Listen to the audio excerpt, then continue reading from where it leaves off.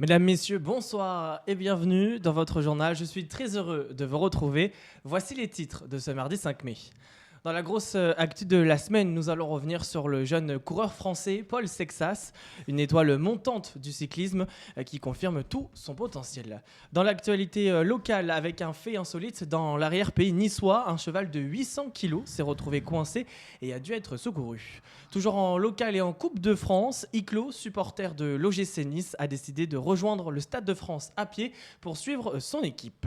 En France, Jean-Luc Mélenchon annonce sa candidature à l'élection présidentielle de 2027. Le gouvernement, lui, met en place une aide au carburant destinée aux travailleurs grands rouleurs. À l'international, 3 personnes sont mortes à bord du navire de croisière MV Ondius. Une suspicion de hantavirus est évoquée, mais le risque de propagation reste jugé faible.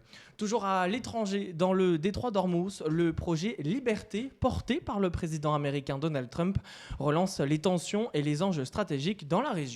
Et pour finir du sport, en tennis avec Yannick Sinner en grande forme qui enchaîne les performances impressionnantes.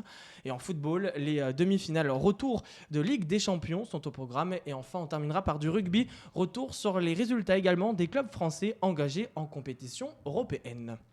Il est l'heure de la grosse actualité de la semaine et on va parler aujourd'hui de cyclisme et une bonne nouvelle pour la France, Thomas. La grosse actu de la semaine, c'est Paul Sexas qui a annoncé faire le Tour de France en juillet prochain.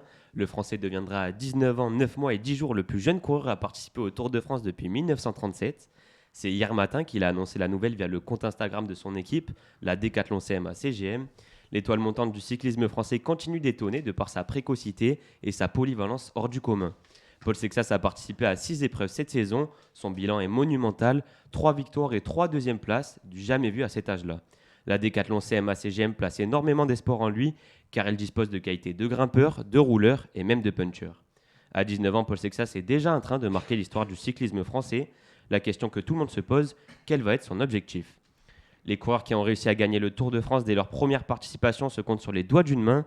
Le dernier à avoir réussi cet exploit est Tadej Pogačar en 2020 et avant lui c'était le Français Laurent Fignon en 1983.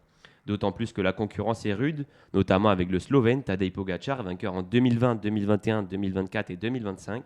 Il ne laisse presque aucune chance à ses adversaires. Il ne faut pas oublier non plus le double vainqueur du Tour de France en 2022 et 2023, Jonas Vingegaard, qui fait office de second favori. Paul Sexas aura l'occasion de montrer son talent à la France entière du 4 juillet au 26 juillet prochain. Avant cette échéance, le Français participera au Tour d'Auvergne-Rhône-Alpes le 7 au 14 juin. Merci beaucoup Thomas et à tout à l'heure pour la page sport. On ouvre à présent la page locale et on commence à Nice. La sécurité dans les trains régionaux est renforcée. Des gendarmes réservistes ont été formés pour intervenir dans les TER en complément de la sûreté ferroviaire.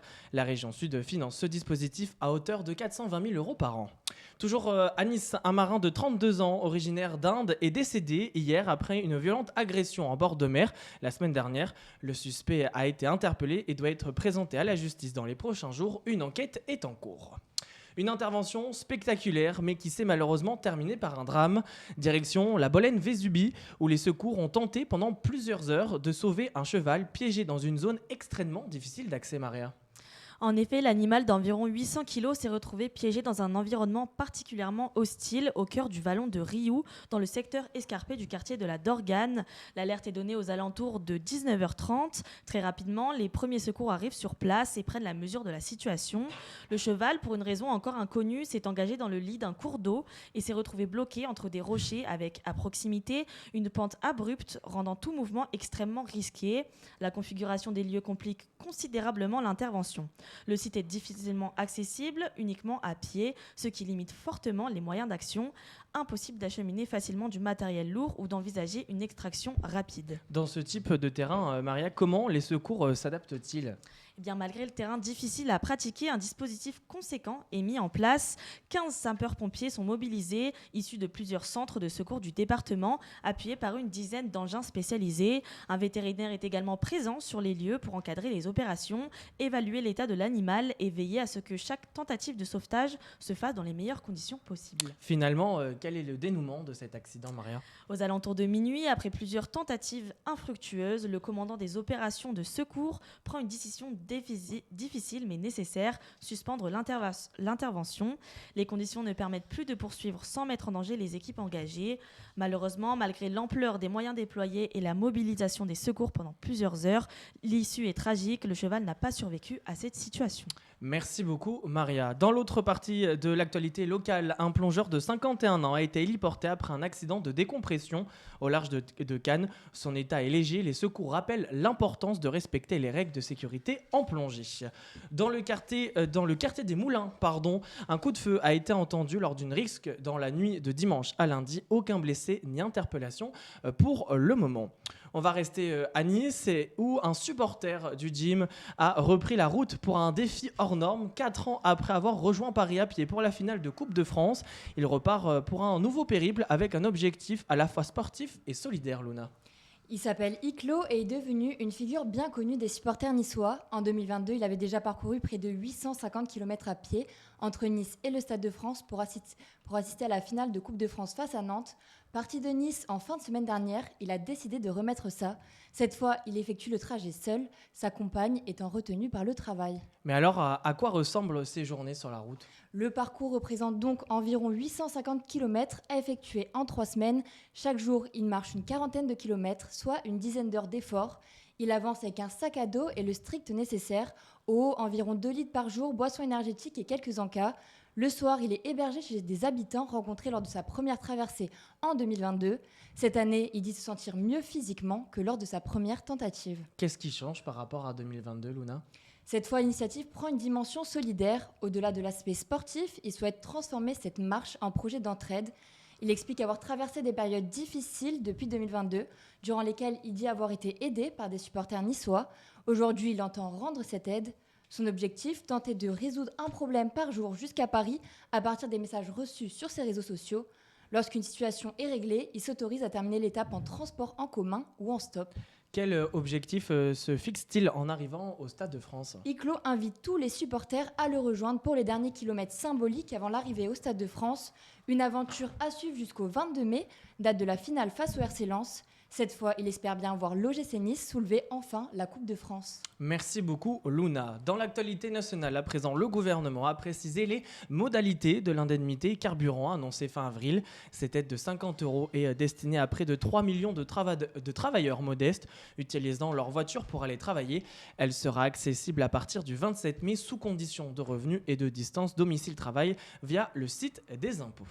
Face à la hausse des prix des carburants, le covoiturage progresse. La plateforme Blablacar enregistre une hausse de 20% des sièges proposés et de 40% de nouveaux conducteurs par rapport à l'an dernier, notamment depuis les vacances d'avril. Enfin, une plainte pour prise illégale d'intérêt a été déposée contre le député Charles Alonc. Il est soupçonné d'avoir repris des questions suggérées par le groupe Lagardère News dans le cadre d'une commission sur l'audiovisuel public. L'élu dément toute irrégularité. C'est une annonce qui rebat les cartes à gauche, comme sur l'ensemble de l'échiquier politique. Jean-Luc Mélenchon est officiellement candidat à l'élection présidentielle de 2027, Maria. Eh bien oui, une déclaration faite ce dimanche 3 mai au journal de 20h de TF1, marquant le début assumé d'une 4e campagne pour l'Élysée. Une candidature qui n'a rien d'improvisé. En réalité, elle s'inscrit dans une stratégie de long terme. Depuis 2022, le leader de la France insoumise n'a jamais vraiment quitté le terrain politique. Et aujourd'hui, il transforme cette présence continue en campagne officielle. Quelques heures avant son annonce, 92 responsables politiques de son mouvement, parlementaires, élus européens et maires, se sont réunis à huis clos. Objectif, désigner celui qui porterait leur couleur en 2027. Sans surprise, le nom de Mélenchon s'est imposé, renforçant l'image d'un leadership toujours central au sein de LFI. Une désignation attendue, mais est-ce aussi l'image d'un signe d'un manque de renouvellement au sein du mouvement ? Alors derrière cette démonstration d'unité, les lignes commencent tout de même à bouger. Le tribun de 74 ans devra faire face à une concurrence inédite, y compris dans son propre camp. 10 candidats sont déjà déclarés, parmi eux 2 anciens insoumis, François Ruffin et Clémentine Autain, désormais en rupture avec le mouvement. Alors comment Jean-Luc Mélenchon compte-t-il s'organiser sur le terrain et structurer cette nouvelle campagne ? Et bien sur le terrain, la mécanique est déjà en marche. Comme en 2022, l'objectif affiché est de récolter 150 000 parrainages citoyens, un seuil que ces équipes estiment atteignable sans difficulté. Un site internet a d'ailleurs été relancé pour mobiliser les soutiens. Le ton est déjà donné. Lors du défilé du 1er mai à Paris, Jean-Luc Mélenchon a livré un discours offensif, affirmant que les Insoumis étaient prêts pour l'échéance suprême. Son adversaire désigné, le Rassemblement national, qu'il place au cœur de son combat politique. À 3 ans de l'échéance, une chose est sûre, la campagne est lancée et Jean-Luc Mélenchon entend bien une nouvelle fois peser sur le destin politique du pays. Et on est loin d'en avoir terminé avec la politique. Merci beaucoup, Maria. On ouvre à présent la page internationale et une situation sanitaire qui inquiète sur un navire de croisière, le MV Hondius, actuellement bloqué au large du Cap-Vert. 3 passagers sont déjà morts et plusieurs cas de hantavirus sont suspectés. Un seul cas a été confirmé pour l'instant. L'Organisation mondiale de la santé se veut rassurante et estime que le risque de propagation reste faible. Environ 150 passagers, donc 5 Français, sont toujours à bord. Aux États-Unis, un avion en provenance de Venise a heurté un camion et un lampadaire lors de son atterrissage près de New York. Les 221 passagers et les membres d'équipage sont indemnes. Une enquête est en cours pour déterminer les causes de l'accident. Enfin, les tensions restent vives. Dans le détroit d'Ormuz, le président américain Donald Trump a lancé l'opération Project Freedom pour sécuriser la zone et permettre à des navires commerciaux bloqués de circuler. L'Iran affirme avoir repoussé des bâtiments américains et israéliens, ce que dément Washington. Près de 1000 navires et 20 000 marins sont toujours bloqués dans la zone. Il est l'heure à présent de passer à la page sport avec Thomas Gourdeos.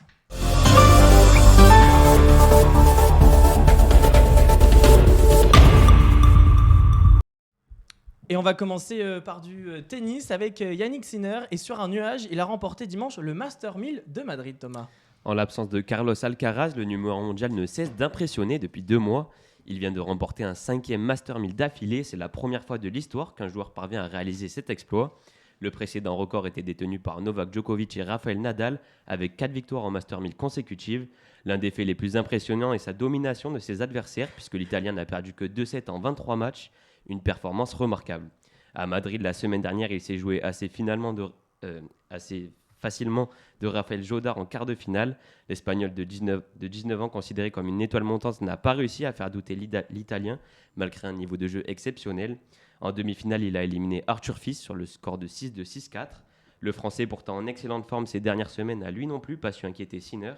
Pour couronner le tout, en finale, il a retrouvé le numéro 3 mondial Alexander Zverev et là encore a délivré une performance magistrale en s'imposant 6-1, 6-2 en moins d'une heure de jeu. A noter que le numéro 1 mondial n'a concédé qu'à 2 reprises son service en 6 matchs, démontrant une certaine régularité. La semaine prochaine, il pourra tenter de soulever un 6e Master 1000 consécutif chez lui à Rome. Yannick Sinner peut battre le record de victoires consécutives de Novak Djokovic réalisé en 2011. Avec 28 victoires d'affilée, il n'est qu'à 4 victoires de battre ce record stratosphérique. Rome est le dernier gros tournoi avant Roland Garros qui débutera le 24 mai prochain. On passe à du rugby. 3 clubs français étaient en lice pour les demi-finales de Coupe d'Europe, je vais y arriver. La compétition majeure, qui est la Champions Cup, comptait 2 clubs français en demi-finale. Les 2 représentants français étaient le RC Toulon et l'Union Bordeaux-Bègles, qui ont respectivement joué samedi et dimanche. Les Toulonnais se sont inclinés face au club irlandais de Leinster 29-25. Ils ont été valeureux et sont parvenus à inscrire 2 essais dans les 10 dernières minutes du match. De son côté, l'UBB s'est qualifié en finale au terme d'un excellent match de la part du demi de mêlée Maxime Lucu. Les Bordelais se sont imposés 38-26 face au club anglais de Bath. Ils affronteront Leinster en finale le 23 mai et tenteront de conserver leur titre.